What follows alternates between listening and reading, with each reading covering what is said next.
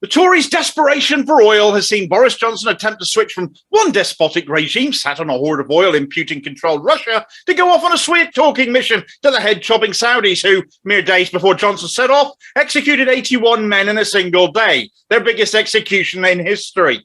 Johnson's little mission to ask the Saudis to increase oil production and supply some of what we're no longer going to be getting from Russia was an abject failure. They even executed another 3 men whilst he was there. I knew it would be a failure. I said as much in another video a few days ago.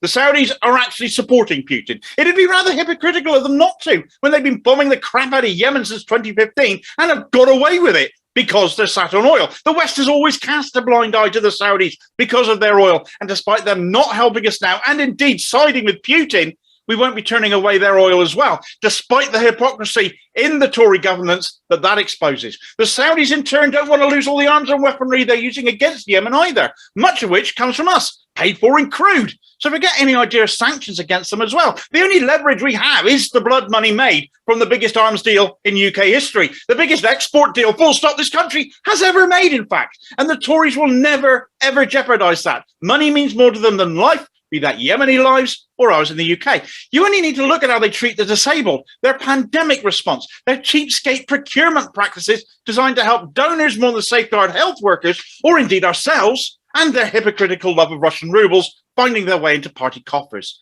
They'll face the difficult questions. They're prepared to look gormless and inane on the telly because that is a price worth paying after all. It'll be tomorrow's chip paper, they hope. And if we allow ourselves to be distracted, it'll all be forgotten. But if the Saudis won't help, having sided with Putin anyway, who will the Tories turn to next? Iran sits on the 4th largest oil reserves on the planet. And now look, Nazanin Zaghari Ratcliffe is finally free.